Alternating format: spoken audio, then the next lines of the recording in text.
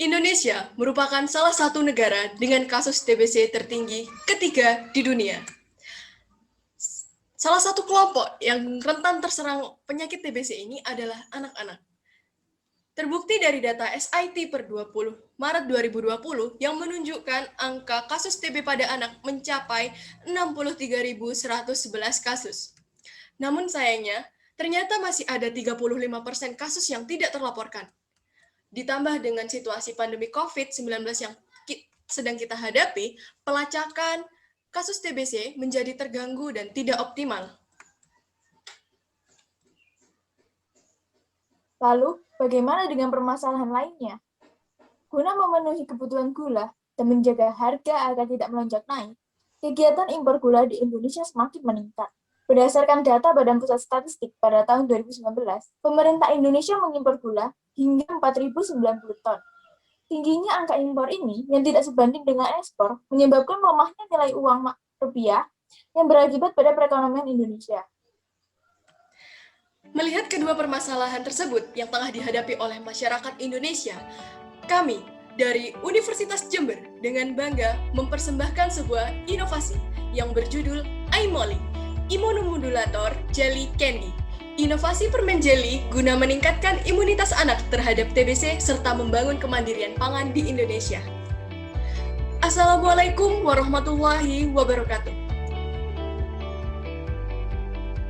Yang Dewan Juri Lomba Kreasi Isi Kreatif, dan yang terhormat Panitia Pelaksana Nutrition Festival UHAMKA 2021, serta teman-teman finalis yang saya banggakan. Tak kenal, maka tak sayang. Perkenalkan, saya, Tiara Yunasiro, dan rekan saya, Yusiana Hikmah Aisyah. Pasti bertanya-tanya, sebenarnya apa sih iMolly itu?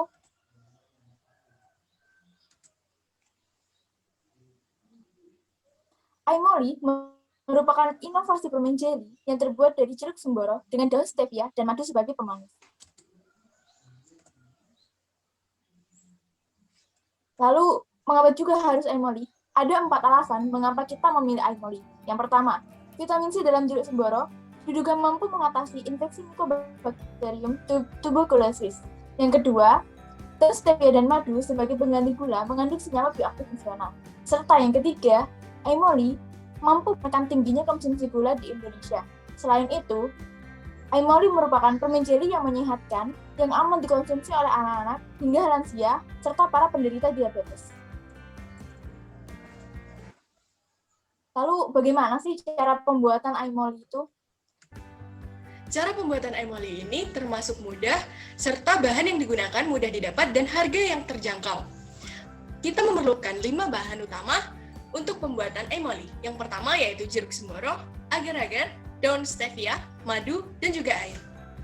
Pada tahap awal pembuatan iMolly ini, dilakukan pengekstraksian jeruk semboro, kemudian dilakukan pencampuran seluruh bahan, dan yang ketiga dilakukan pemanasan larutan hingga mendidih.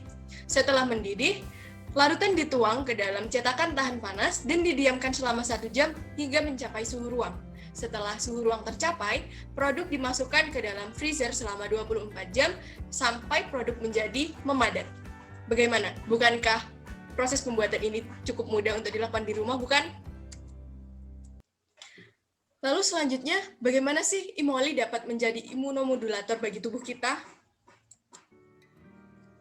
Di dalam iMolly, terdapat 3 bahan utama yang mengandung banyak senyawa penting dalam peningkatan imunitas tubuh. Dapat dilihat pada tabel komposisi jeruk yang telah disajikan. Jumlah kadar vitamin C dalam jeruk mencapai 49 gram. Vitamin C dalam jeruk mempunyai peran sebagai antioksidan alami yang mampu menangkal radikal bebas serta berperan sebagai antibakteri. Menurut Taneci 2010, vitamin C menimbulkan tekanan yang menyerupai makrofag dan stres asam pada bakteri sehingga mampu menjadi bakteriostatik untuk Mycobacterium tuberculosis.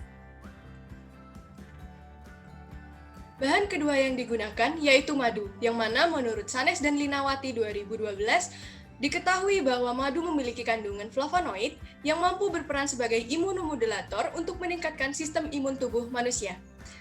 Selain itu, bahan ketiga yang digunakan yaitu daun stevia yang diketahui memiliki kandungan senyawa flavonoid dan asam fenolik yang mampu mencegah dan menjaga tubuh kita dari radikal bebas. Kombinasi ketiga bahan ini diketahui memiliki kandungan antioksidan yang cukup tinggi. Menurut John Kennedy 2011, penderita TBC memiliki antioksidan yang cukup rendah sehingga dianjurkan untuk mengkonsumsi makanan yang kaya akan antioksidan. Oleh karena itu, iMolly hadir sebagai solusi bagi penderita TBC karena produk ini memiliki antioksidan yang cukup tinggi sehingga mampu menekan infeksi dari akibat Mycobacterium tuberculosis dan mencegah dari radikal bebas bagi penderita TBC.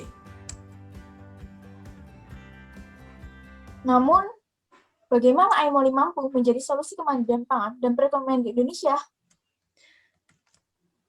Ya, benar. iMolly mampu menjadi solusi bagi kemandirian pangan sekaligus meningkatkan perekonomian di Indonesia. Berdasarkan data pemerintah Kabupaten Jember, produksi jeruk semboro mencapai angka 23.857 ton per tahun. Tingginya angka produksi ini menunjukkan bahwa produk jeruk semboro berpotensi untuk dikembangkan menjadi produk olahan yang fungsional sehingga dapat meningkatkan harga jual jeruk serta memperpanjang umur simpan buah. Selain itu, daun stevia diketahui memiliki rasa yang 200 hingga 300 kali lebih manis daripada gula, dan madu juga memiliki indeks glikemik yang lebih rendah sehingga mampu menjadi pemanis yang menyehatkan bagi tubuh manusia. Kombinasi kedua pemanis ini mampu untuk menggantikan ketergantungan penggunaan gula sehingga akan menekan tingginya jumlah impor gula di Indonesia. Oleh karena itu, iMolly merupakan produk multifungsi yang terkemas dalam permen jeruk. Karena iMolly berperan sebagai peningkat imun anak, karena adanya kombinasi vitamin C dari jeruk dengan daun stevia dan madu yang memiliki nilai fungsional yang mampu meningkatkan imunitas tubuh. iMolly juga membangun kemandirian dan ekonomi di Indonesia sehingga mampu menekan kegiatan impor gula di Indonesia dan meningkatkan perekonomian tani jeruk semboro. Jadi, iMolly merupakan produk tinuan yang memiliki manfaat besar untuk kesehatan dan kemandirian pangan di Indonesia. Inovasi iMolly sebaiknya dilakukan perencanaan pengembangan seperti dikembangkan menjadi bisnis rumahan dan memperluas pemasarannya mulai dari desa hingga nasional. Hal ini bertujuan untuk meningkatkan perekonomian masyarakat Indonesia serta menurunkan jumlah kasus TBC di Indonesia. Berikut merupakan desain kemasan untuk perencanaan pengembangan bisnis iMolly. Sekian presentasi dari kami. Terima kasih atas perhatiannya. Mohon maaf apabila ada salah kata. Wassalamualaikum warahmatullahi wabarakatuh. Wassalamualaikum warahmatullahi wabarakatuh.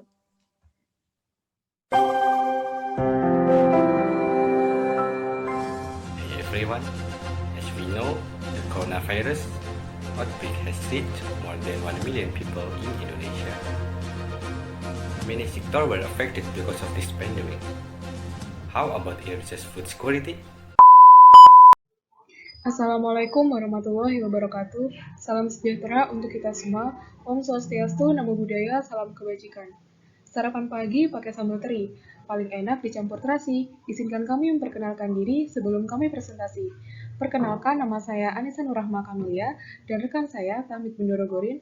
Kami berasal dari program studi D4 Gizi Klinik jurusan Kesehatan Politeknik Negeri Jember. Pada kesempatan yang berbahagia ini, dengan bangga, kami mempersembahkan esai kami yang berjudul Aloe Vera, Cendol Lidah Buaya Tinggi Serat sebagai upaya pemanfaatan pangan lokal yang mampu meningkatkan imunitas tubuh di masa pandemi COVID-19.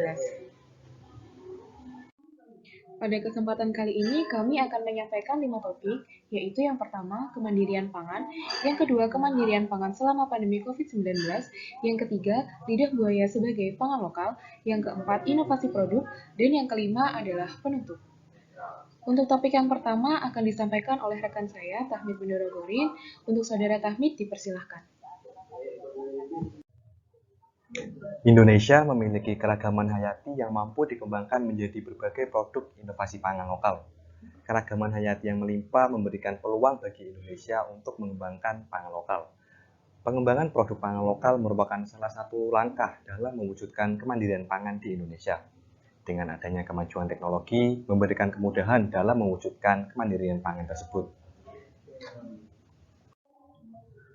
Memasuki bulan April ini sudah setahun lebih pandemi COVID-19 melanda negara Indonesia.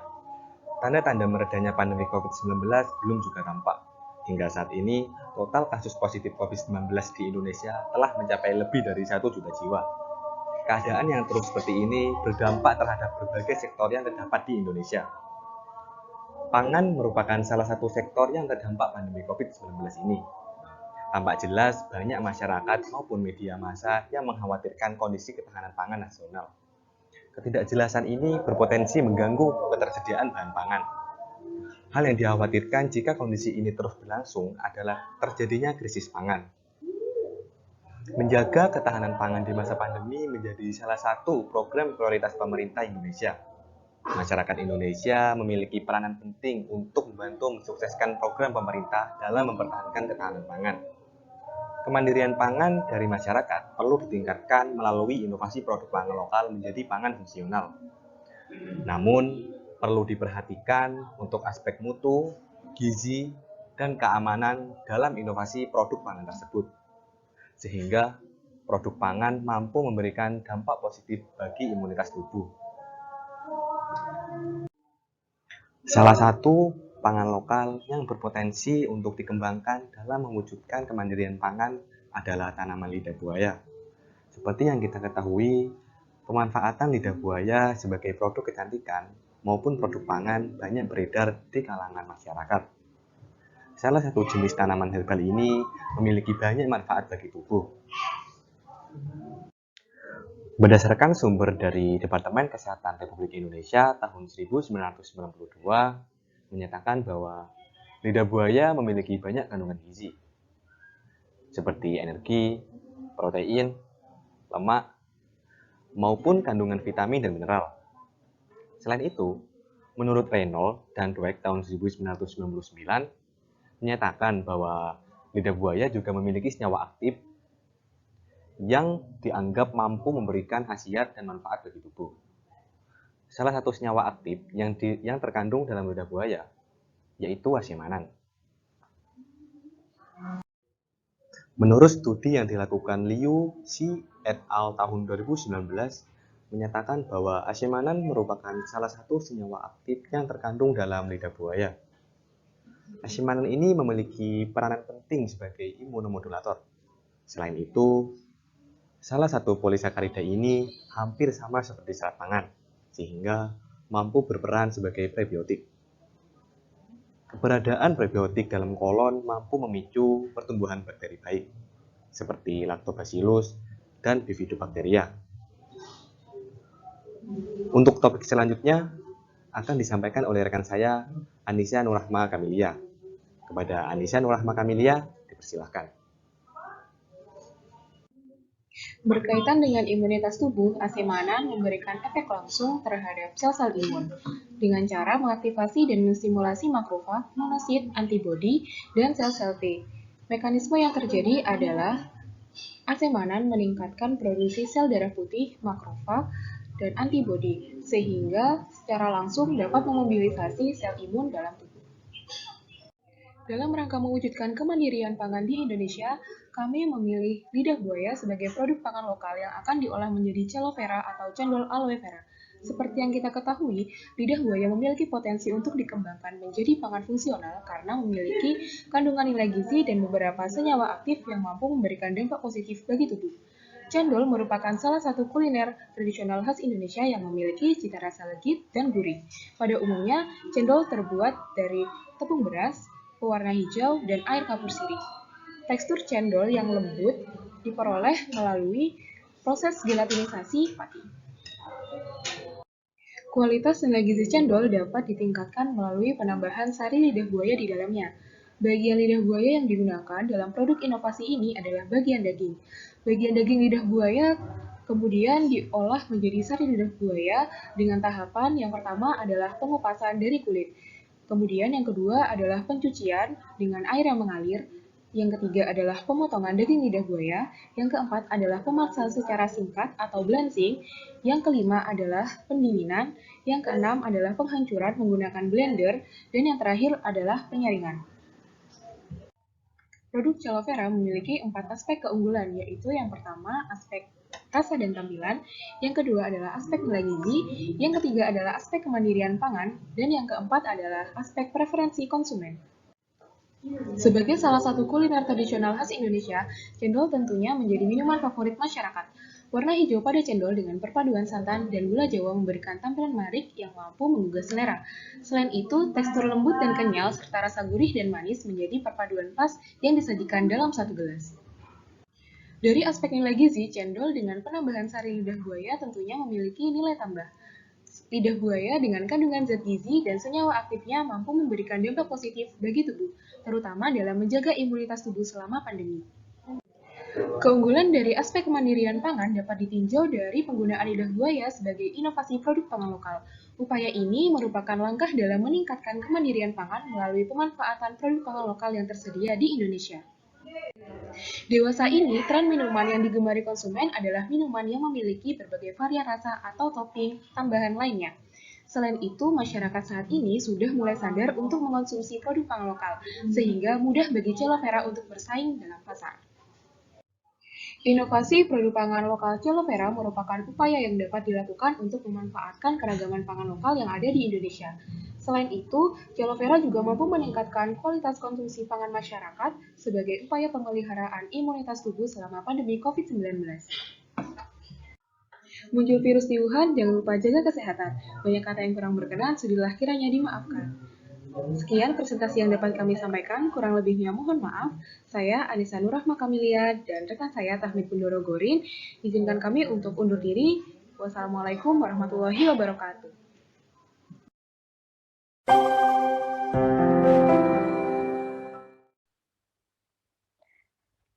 Bismillahirrahmanirrahim. Assalamualaikum warahmatullahi wabarakatuh.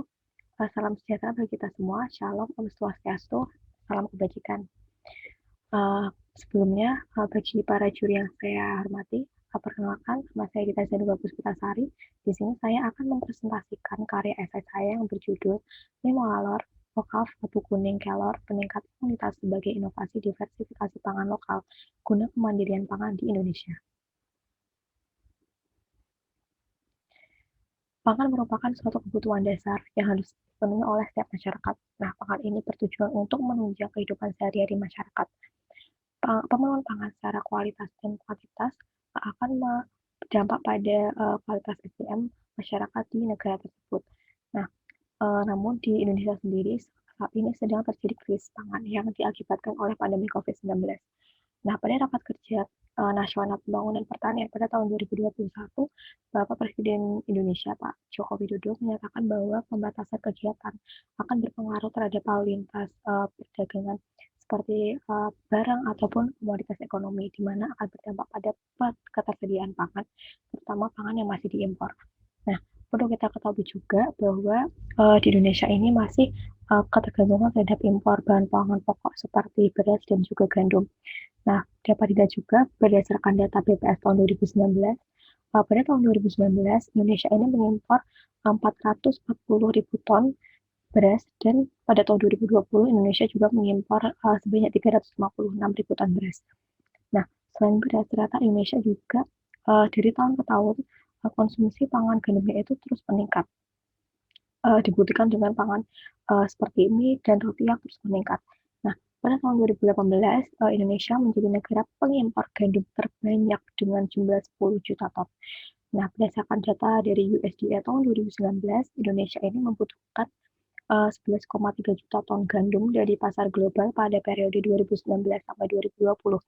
Nah, dari data-data tersebut dapat diketahui bahwa Indonesia ini masih bergantung terhadap impor pangan seperti beras dan juga gandum. Nah, salah satu penyebab dari tingginya impor ini yaitu karena produksi dalam negeri ini tidak dapat mencukupi tingginya permintaan dari masyarakat Indonesia itu sendiri.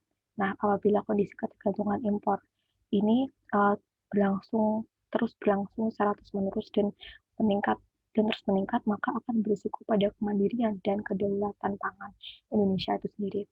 Nah, kemudian naiknya harga pangan impor secara drastis akan menurunkan daya beli masyarakat, di mana di pandemi COVID-19 ini didukung juga dengan adanya krisis ekonomi pada rumah tangga, sehingga apabila masyarakat ini daya belinya itu turun, maka masyarakat itu sulit untuk memenuhi kebutuhan pangan, dan apabila kebutuhan pangannya itu tidak terpenuhi secara optimal, maka untuk pemenuhan gizinya itu juga tidak dapat terpenuhi secara optimal. Nah, apabila gizinya tidak terpenuhi secara optimal, maka akan berisiko untuk terjadi masalah gizi seperti gizi kurang, gizi buruk, dan juga malnutrisi. Nah, untuk ketiga masalah gizi tersebut tadi itu akan menurunkan pola imunitas tubuh. Nah, padahal di sisi lain, di pandemi COVID-19 ini menuntut masyarakat untuk mengonsumsi panganan yang bergizi seimbang sehingga untuk meningkatkan imunitas tubuh dan akan mengurangi risiko terinfeksi COVID-19. Nah, di sini saya mengambil beberapa berita. Yang pertama, misteri rencana impor 1 juta ton beras. Nah, ternyata di tahun 2021 ini Indonesia ini sudah mempunyai rencana untuk mengimpor 1 juta ton beras. Kemudian RI juga pengimpor garam terbesar kedua di dunia seperti yang telah saya sampaikan tadi. Kemudian ekonomi indef sebut pemerintah perlu memperhatikan impor pangan karena kenaikan impor pangan ini diperkirakan akan terus meningkat pada semester 1 pada tahun 2021 disusul rencana impor beras dan garam. Nah, kemudian pada berita selanjutnya yaitu ada harga pangan dunia melonjak hingga 50%, di mana juga akan beresiko untuk pangan impor yang diimpor ke Indonesia ini akan mengalami pelonjakan juga. Nah, kemudian berdasarkan LIPI, pandemi pemenuhan kebutuhan pangan ini semakin sulit. Seperti yang saya katakan tadi bahwa pandemi COVID-19 ini juga berdampak pada krisis ekonomi di tingkat rumah tangga sehingga telah terjadi pelemahan ekonomi di tingkat rumah tangga sehingga untuk daya belinya pun menurun ya. Jadi pemenuhan kebutuhan pangannya itu juga semakin sulit. Nah, kemudian seperti yang kita tahu juga bahwa di Indonesia ini banyak keanekaragaman pangan lokal yang memiliki nilai gizi tinggi. Nah, oleh karena itu dapat dilakukan diversifikasi pangan lokal sehingga untuk dilakukan diversifikasi pangan lokal ini dapat meningkatkan ketahanan pangan Indonesia karena Indonesia ini tidak hanya mengandalkan satu atau dua pangan saja, melainkan banyak pangan yang bisa dimanfaatkan yaitu dengan cara diversifikasi pangan lokal. Nah, apabila ketahanan pangan Indonesia ini meningkat, maka negara Indonesia ini akan lebih mandiri dan juga karena Indonesia ini akan mengurangi kegiatan impor dari negara lain sehingga negara Indonesia ini akan lebih menjadi negara yang lebih mandiri lagi. Nah, diversifikasi pangan lokal ini akan memiliki harga yang lebih terjangkau karena seperti yang diketahui juga bahwa pangan lokal ini adalah pangan asli Indonesia sehingga memiliki harga yang lebih murah. Kemudian pangan lokal ini juga mudah dijumpai ya karena tadi karena pangan lokal ini adalah pangan asli pangan Indonesia dan juga dapat mudah dibudidayakan dan ditanam oleh masyarakat. Sehingga apabila pangan itu memiliki harga yang lebih terjangkau dan juga mudah dijumpai, maka masyarakat tersebut akan lebih mudah untuk mengakses atau mendapatkan makanan tersebut sehingga pemenuhan makanannya dan gizinya itu juga akan lebih terjamin. Nah, kemudian selain itu diversifikasi pangan lokal juga akan meningkatkan imunitas karena tadi ya, karena pemenuhan pangannya itu akan lebih optimal lagi. Kemudian selain dari sisi kesehatan dan gizi, diversifikasi pangan lokal ini juga dapat mewujudkan salah satu pilar gizi seimbang, di mana pilar gizi seimbang ini menyarankan untuk mengonsumsi pangan yang beragam, pangan pokok yang beragam. Nah, oleh karena itu saya ada muncullah sebuah inovasi yaitu berupa mie molor, yaitu inovasi diversifikasi pangan lokal berupa mie dengan bahan dasar mokaf dan bahan tambahan lain seperti labu kuning dan juga daun kelor. Nah, kenapa di sini saya menggunakan mie? Karena mie adalah suatu pangan pokok yang dapat menggantikan nasi dan juga mie ini merupakan salah satu pangan yang tidak asing ya bagi masyarakat Indonesia. Dan seperti yang saya katakan tadi bahwa konsumsi pangan berbahan dasar gandum atau tepung terigu itu meningkat. Contohnya yaitu mie, karena mie merupakan bahan dasar dari terigu. Nah, untuk bahan utamanya yang digunakan yaitu pertama itu singkong. Kenapa singkong? Karena pertama itu singkong ini mudah untuk dibudidaya oleh masyarakat sehingga dapat meningkatkan tingkat kemandirian di masyarakat dan juga dapat mudah dijumpai oleh masyarakat. Kemudian singkong ini juga produksi kedua terbesar setelah beras dan mokaf ini memiliki tekstur yang hampir mirip dengan tepung terigu sehingga dapat potensial untuk dijadikan pengganti tepung terigu. Kemudian singkong ini juga memiliki indeks glikemik yang lebih rendah daripada beras sehingga aman dikonsumsi oleh penderita diabetes. Dan singkong ini juga memiliki kadar serat pangan laut yang tinggi dibandingkan beras dan berpotensi untuk menjadi probiotik, di mana probiotik ini dapat meningkatkan imunitas tubuh, terutama di kala pandemi saat ini. Nah, untuk kandungan zat gizi singkong ini sendiri per 100 gramnya, berdasarkan dari TKP tahun 2019, memiliki kandungan energi sebesar 350 kalori, protein 1,2 gram, lemak 0,6 gram, karbohidrat 85 gram, serat 6 gram, serta mikronutrien lain yang tidak kalah penting seperti kalsium, fosfor, kalium yang mencapai 403 mg, zat besi, vitamin C, dan juga niacin. Nah, untuk bahan yang kedua, saya menggunakan daun kelor. Nah, telah banyak penelitian-penelitian yang mengatakan bahwa daun kelor ini telah dijuluki sebagai tanaman yang ajaib, karena daun kelor ini memiliki banyak manfaat ya. Nah, karena salah satunya yaitu daun kelor ini memiliki kandungan asam amino yang dapat meningkatkan kerja sistem imun. Terus kemudian memiliki banyak kombinasi kandungan antioksidan, di mana kita ketahui juga bahwa antioksidan ini dapat meningkatkan sistem imunitas tubuh.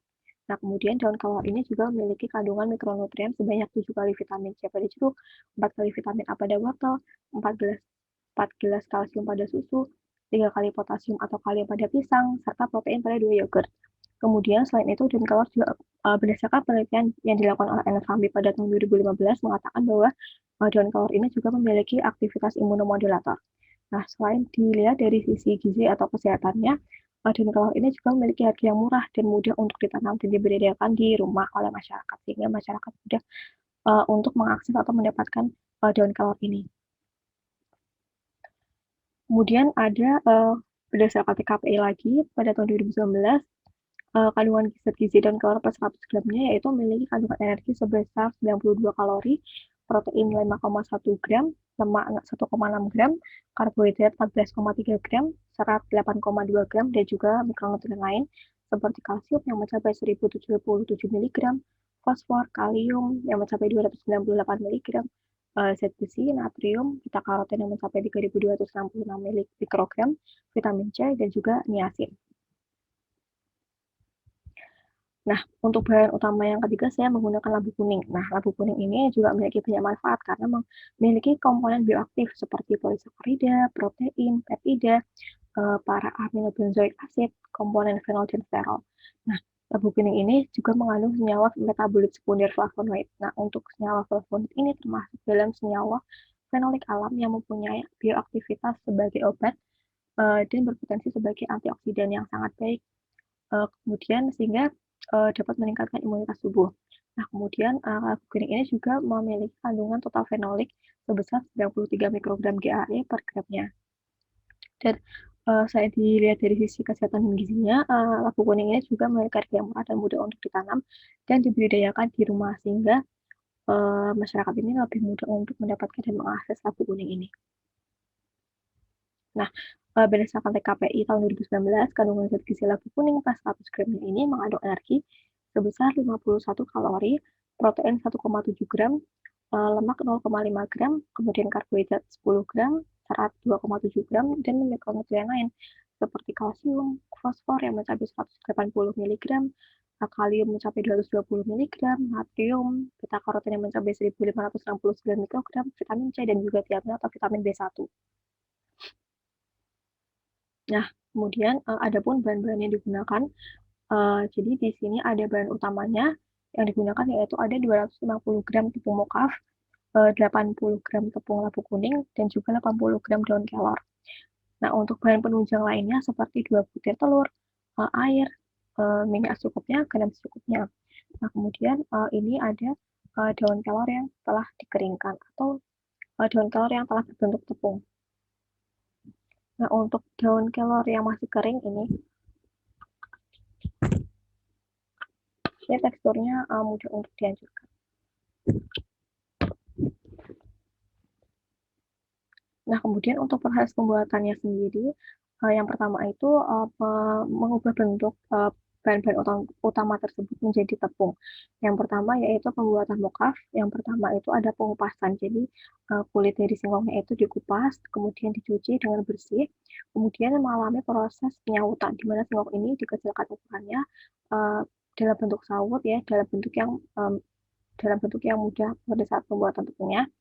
Kemudian dalam proses perendaman, nah perendaman ini adalah media fermentasi menggunakan ragi tempe. Kemudian ada pengeringan. Nah, pengeringan ini bisa dilakukan dua cara, yaitu pertama di bawah terik matahari selama kurang lebih 3 hari selama 5 jam per harinya, atau dikeringkan menggunakan oven.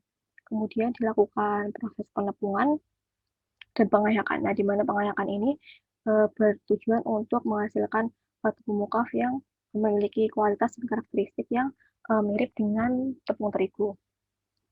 Kemudian selanjutnya ada pembuatan tepung labu kuning, meliputi pembersihan kulit, kemudian ada pengeringan labu kuningnya, kemudian ada penepungan dan juga pengayakan. Pengayakan ini bertujuan untuk menghasilkan tekstur yang lebih halus lagi.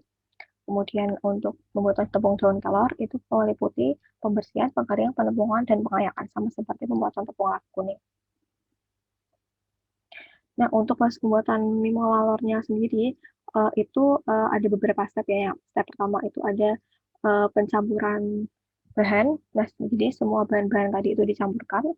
Kemudian selanjutnya adonan itu diuleni hingga kalis. Nah, apabila sudah kalis, adonan ini dipipihkan sesuai dengan ketebalan yang diinginkan. Kemudian setelah dipipihkan, adonan ini dilipat dan juga diiris sesuai dengan ukuran dan ketebalan yang diinginkan. Nah, apabila mie ini ingin dikonsumsi, maka dapat direbus terlebih dahulu. Nah, selanjutnya untuk setelah dihitung menggunakan software NutriSurvey, ini lagi di satu resep mie molalor ini yaitu mengandung energi sebesar 1211,7 kilokalori, kemudian protein 20,6 gram, lemak 22 gram, karbohidrat 233,8 gram, pangan 24,4 gram, dan juga mikronutrien lain seperti vitamin C, kemudian sodium, kalsium yang mencapai 1076,1 miligram maksudnya ya. Kemudian ada zat besi, kemudian ada asam folat yang mencapai 72 mikrogram, kemudian ada vitamin B6, vitamin D, magnesium, fosfor yang mencapai 413,4 mg, dan juga potasium yang mencapai 1808,9 mg, dan zinc yang mencapai 40,9 mg. Nah, untuk satu resep mie molalor tadi itu menghasilkan 3 porsi. Nah, di mana nilai gizi satu porsi mie molalor ini mengandung energi sebesar 403,9 kalori, protein 6,9 gram, lemak 7,5 gram, karbohidrat 77,9 gram, serat 8,1 gram, dan mikronutrien lain seperti kalsium yang mencapai 358,7 mg, kemudian fosfor 137,8 mg, kemudian ada kalium 603 mg, magnesium, natrium, zinc, zat besi, vitamin C, dan juga asam folat atau vitamin B9 yang mencapai 24 mikrogram. Nah, adapun kelebihan mie molalor ini dibandingkan dengan mie konvensional pada umumnya. Nah, yang pertama ini mie molalor ini dapat dikonsumsi oleh penderita autisme karena gluten free, di mana penderita autisme ini pada dasarnya tidak dapat mengkonsumsi pangan yang berbahan dasar gluten atau tepung terigu atau gandum. Nah, seperti yang diketahui juga bahwa mie molalor ini tidak menggunakan tepung terigu, namun digantikan dengan tepung singkong atau mukaf. Kemudian mie molalor ini juga tinggi kandungan zat gizi makro, mikro, dan komponen bioaktif. Kemudian mie molalor ini juga tidak mengandung pengawet, kemudian tidak mengandung pewarna buatan. Kemudian untuk kelebihan yang lain yaitu mie molalor juga meningkatkan imunitas, seperti yang tadi saya sampaikan bahwa dia itu tinggi kandungan zat gizi makro dan mikro serta komponen bioaktif lainnya. Kemudian selain dilihat dari sisi gizi dan juga kesehatannya, mie molalor ini juga dapat berkontribusi untuk pemanfaatan bahan pangan lokal dan ketahanan pangan, di mana lebih memanfaatkan bahan pangan lokal seperti umbi-umbian seperti singkong dan juga kelor dan juga labu kuning yang banyak dibudidayakan di masyarakat Indonesia. Nah, dari paparan yang telah saya sampaikan tadi dapat diambil kesimpulan bahwa inovasi mie molalor ini dapat menjadi solusi alternatif untuk mengurangi ketergantungan pangan bangsa Indonesia dengan negara lain. terutama tadi ya impor beras dan juga impor gandum. Dan dapat menjadi alternatif diversifikasi pangan guna meningkatkan imunitas tubuh di kala pandemi COVID-19. Nah, jadi mie molor ini juga dapat dikonsumsi oleh segala kalangan ya, mulai dari balita sampai juga lansia, karena memiliki tekstur yang empuk. Nah, kemudian sekian presentasi dari saya. Kurang dan lebihnya saya mohon maaf. Terima kasih atas perhatiannya. Wassalamualaikum warahmatullahi wabarakatuh.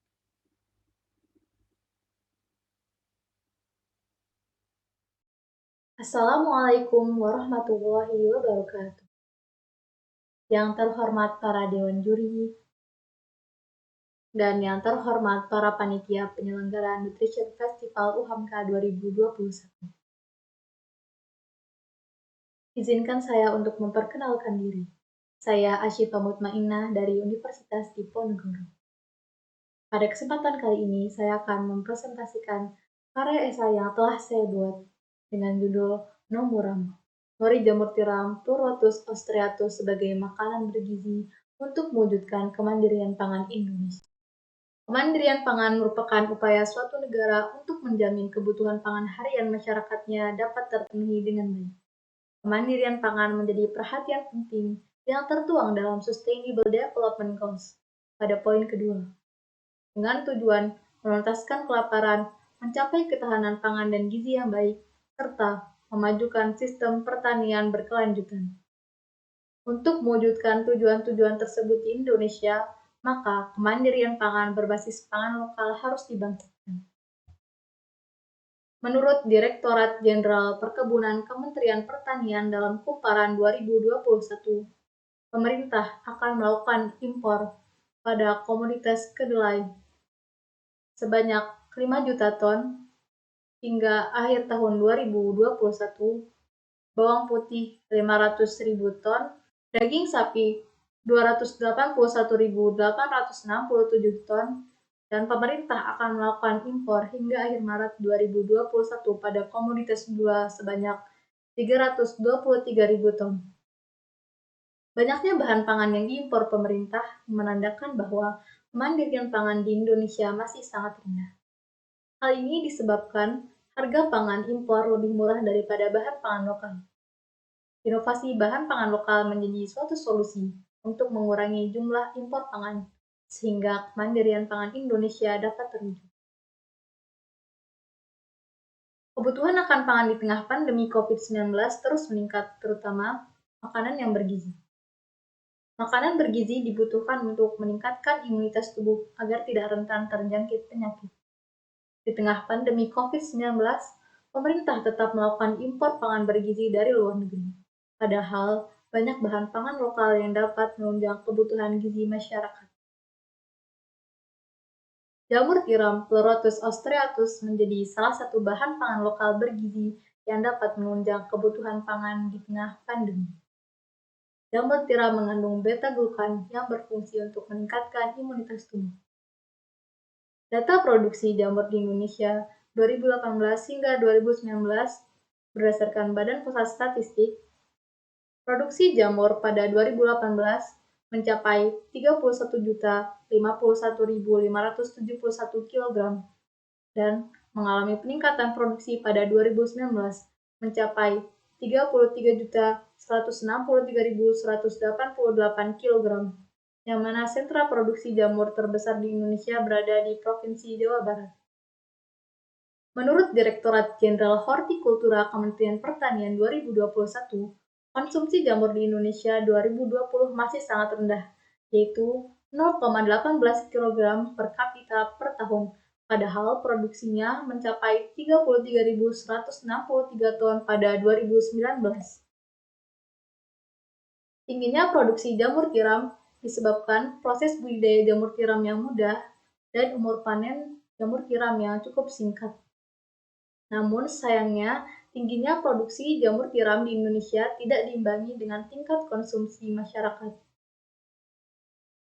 Tingkat konsumsi masyarakat yang rendah akan jamur tiram disebabkan olahan dari jamur tiram belum banyak beredar dan masyarakat belum mengetahui kandungan gizi dari jamur tiram.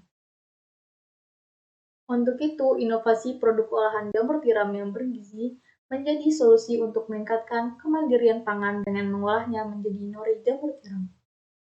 Nori jamur tiram Nomuram merupakan inovasi pengolahan jamur tiram menjadi nori dengan lembaran tipis kering sebagai solusi pengganti abon jamur tiram yang rendah peminatnya di masyarakat. Analisis SWOT dari jamur tiram untuk strain, yaitu bahan baku mudah didapat karena nori jamur tiram terbuat dari jamur tiram, yang mana jamur tiram diproduksi di Indonesia secara luas dan setiap tahunnya mengalami peningkatan produksi. Dan juga produk nori telah dikenal luas. Bagaimana kita tahu, nori yang beredar di kalangan masyarakat merupakan nori yang terbuat dari rumput laut. Untuk weakness, yaitu belum ada kajian tentang gizi dan sifat sensori produk nori jamur tiram. Untuk opportunities, yaitu nori jamur tiram berpeluang besar untuk bersaing dengan produk lain karena masih sangat sedikit produk olahan dari jamur tiram. Untuk threats, yaitu rendahnya tingkat konsumsi masyarakat terhadap jamur tiram. Dengan adanya produk nori jamur tiram, maka diharapkan kemandirian pangan berbasis pangan lokal dapat terwujud, minat masyarakat untuk mengonsumsi jamur tiram meningkat, dan dapat menjadi salah satu penunjang kebutuhan gizi. Nori jamur tiram, olahan dari jamur tiram yang berupa lembaran tipis, renyah, lezat, dan bergizi, berwarna putih sedikit kecoklatan. Nori jamur tiram terbuat dari jamur tiram, yang mana setiap 100 gram jamur tiram mengandung 10,5 sampai 30,4% protein, 0,2 mg tiamin, 1,7 sampai 2,2% lemak, 77,2 mg niacin, 314 mg kalsium, 56,6% karbohidrat, 4,7 sampai 4,9 mg riboflavin. Jamur tiram aman dikonsumsi setiap hari karena hanya mengandung sedikit mineral mikroelemen yang bersifat logam. Proses pengolahan nori jamur tiram membutuhkan bahan-bahan yaitu jamur tiram, garam dan gula, serta tepung tapioka. Untuk alat-alat yang diperlukan yaitu kompor, panci, saringan, blender, loyang aluminium, alas silikon, oven pengering, dan gunting.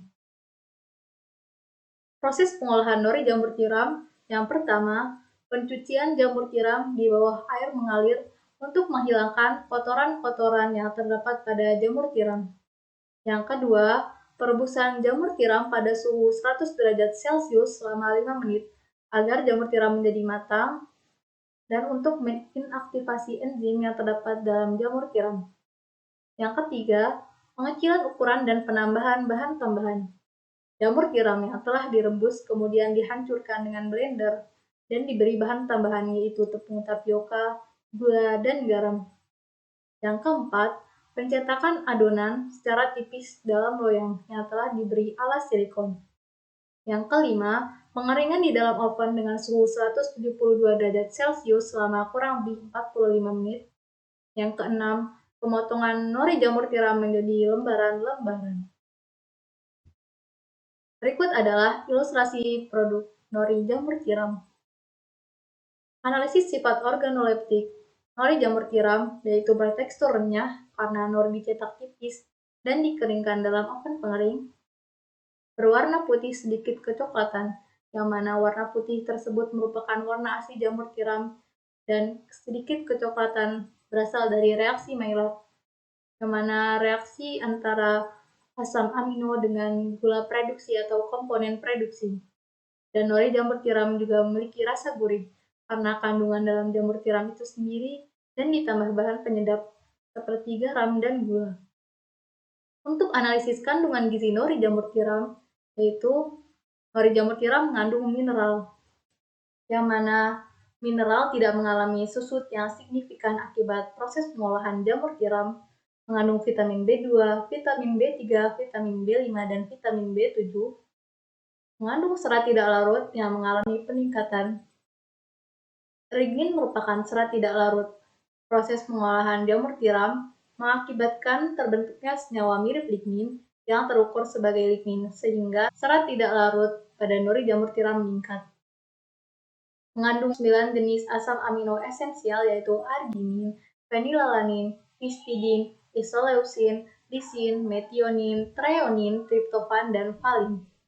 Mengandung lemak tidak jenuh 72%, serta mengandung komponen bioaktif seperti polisakarida, terpenoid, fenolat, lektin, dan statin.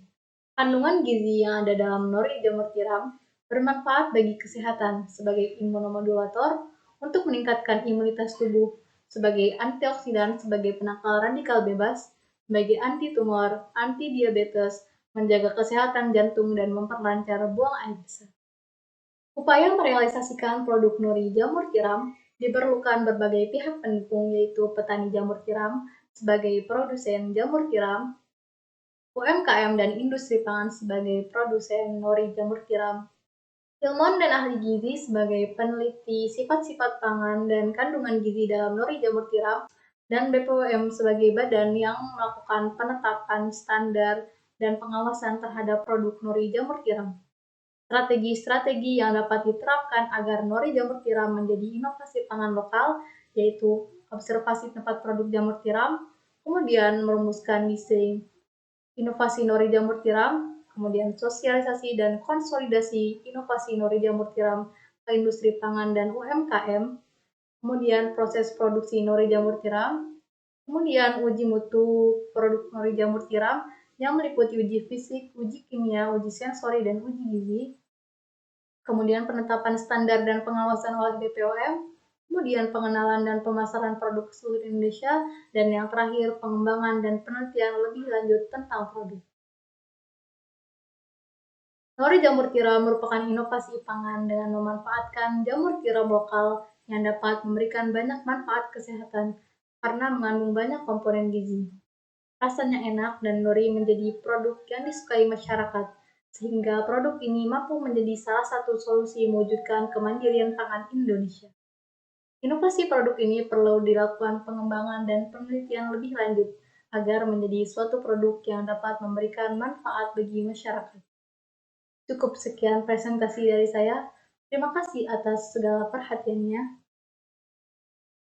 Kurang lebihnya saya mohon maaf.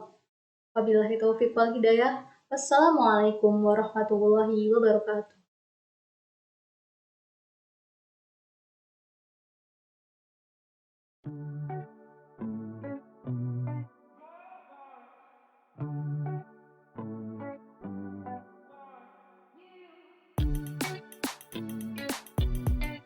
Assalamualaikum warahmatullahi wabarakatuh. Kami dari Tim Juara Politeknik Kesehatan Kementerian Kesehatan Jakarta II yang beranggotakan Ratna Suci Amalia dan Vira Milenia. Kami akan mempresentasikan esai kami yang berjudul Kemandirian Pangan Berbasis Urban Farming sebagai alternatif solusi ketahanan pangan di masa pandemi COVID-19 guna mencapai Indonesia Sustainable Development Goals 2030.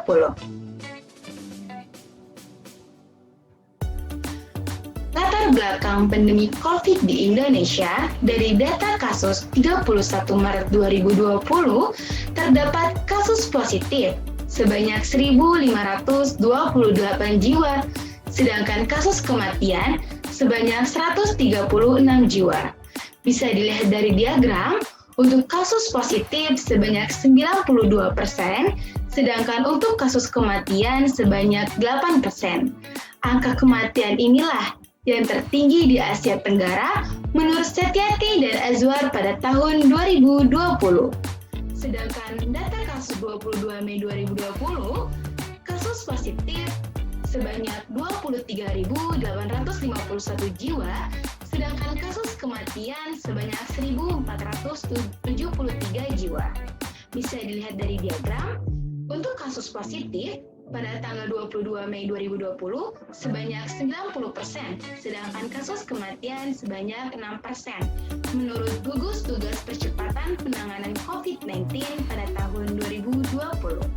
Pandemi COVID-19 yang terjadi di Indonesia berimplikasi dalam sendi-sendi kehidupan sosial ekonomi masyarakat, terutama dalam pemenuhan kebutuhan dasar, khususnya kebutuhan pangan.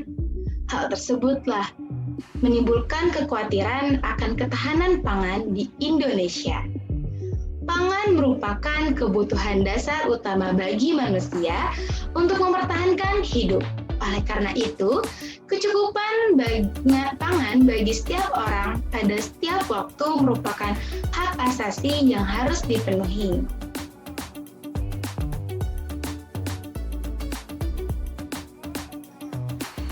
Lalu, defisit bahan pangan di Indonesia akibat pandemi COVID-19 di sejumlah provinsi meliputi yaitu bawang putih terdapat di 31 provinsi, gula pasir terdapat di 30 provinsi, cabai merah besar terdapat di 23 provinsi, telur ayam di 22 provinsi, jagung 11 provinsi, dan beras 7 provinsi.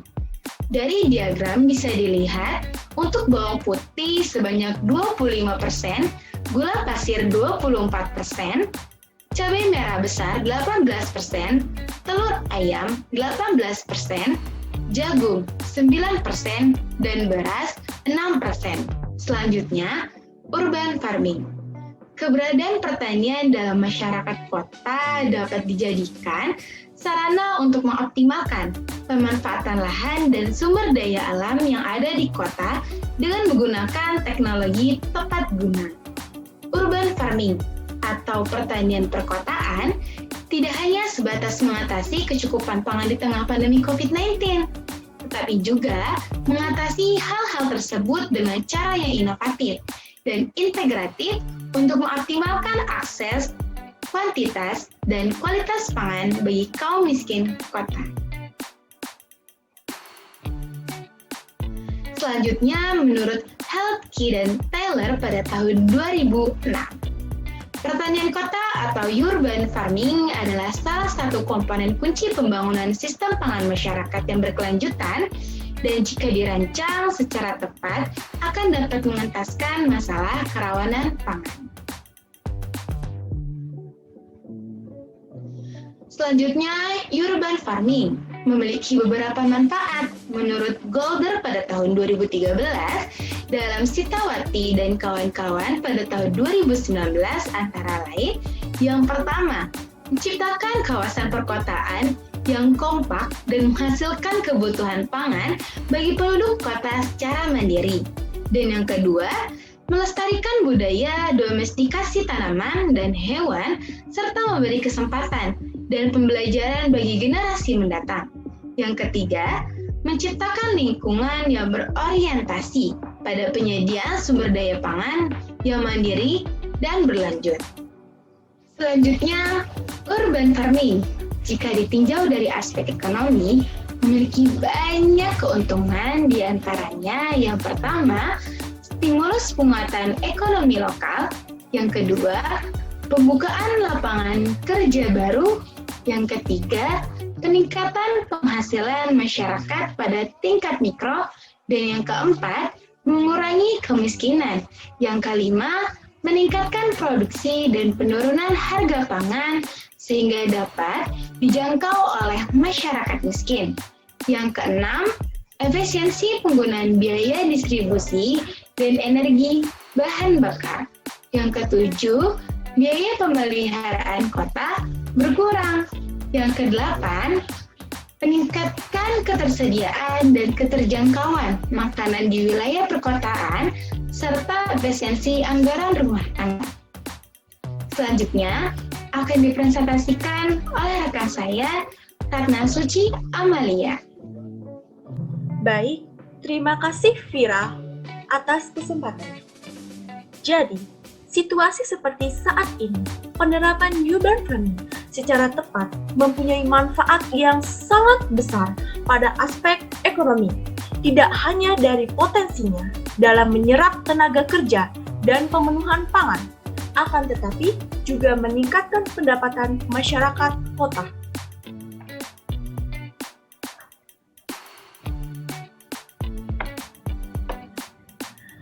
Dalam pelaksanaannya di masyarakat, terdapat beberapa peran dalam upaya yang dapat dilakukan oleh berbagai pihak untuk mewujudkan kemandirian pangan berbasis urban farming di masyarakat untuk mengatasi ancaman krisis pangan akibat pandemi COVID-19.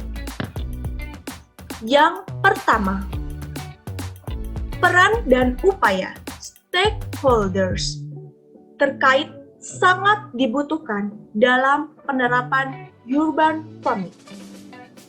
Political will dari stakeholders baik di pusat maupun di daerah sangat diperlukan agar gerakan urban farming dapat diterapkan secara nyata. Pemerintah dalam hal ini tidak hanya berperan sebagai regulator saja, tetapi juga berperan sebagai motivator sekaligus mitra bagi pelaku usaha tani daerah perkotaan. Peningkatan koordinasi kerjasama antar stakeholders ini berwenang dalam implementasi kebijakan yang terintegrasi dan komprehensif untuk pengembangan urban farming. Akan meningkat perannya apabila ada saran pertanian dan aturan pertanian perkotaan atau urban farming sebagai dasar pedoman kegiatan bagi stakeholders dalam upaya penerapan urban farming yang berkelanjutan. Peran kedua yaitu peran dan upaya sektor swasta dalam mewujudkan kemandirian pangan berbasis urban farming sehingga terciptanya pertumbuhan ekonomi masyarakat di masa pandemi COVID-19. Dalam urban farming, sektor swasta sangat berperan sebagai konsumen sekaligus produsen hasil-hasil pertanian. Secara umum, peran dan upaya yang dapat dilakukan dalam sektor swasta ada 3. Yang pertama, sektor swasta sebagai pemilik modal. Yang kedua, sektor swasta dapat membeli hasil panen dari urban farming tersebut. Dan sektor yang terakhir adalah sektor swasta dapat menyediakan pelatihan seperti pasca panen, akses ke pasar, dan menjamin pembelian hasil panen dari penerapan kegiatan urban farming. Selanjutnya, ada peran ketiga, yaitu peran dan upaya perguruan tinggi dalam pengembangan teknologi tepat guna dalam kegiatan urban farming. Dalam menerapkan urban farming di tengah pandemi COVID-19, peran dan upaya dari perguruan tinggi sangat-sangat dibutuhkan dalam pengembangan inovasi-inovasi teknologi pertanian untuk melakukan urban farming sehingga dapat mendorong pertumbuhan ketahanan pangan yang ada di Indonesia. Perguruan tinggi mempunyai peran sebagai transfer of knowledge kepada masyarakat, sehingga perguruan tinggi memiliki banyak sarjana ilmu terapan yang merupakan kelompok dan memiliki potensi untuk mengembangkan sebuah inovasi. Lalu, peran yang keempat yaitu peran dan upaya komunitas sebagai motor penggerak partisipasi masyarakat dalam penerapan urban farming. Seseorang untuk dapat berpartisipasi dalam pembangunan ada 3 prasyaratnya. Yang pertama, adanya kesadaran pada diri sendiri yang bersangkutan tentang adanya kesepakatan. Yang kedua, adanya kemauan, sikap positif terhadap sasaran partisipasi.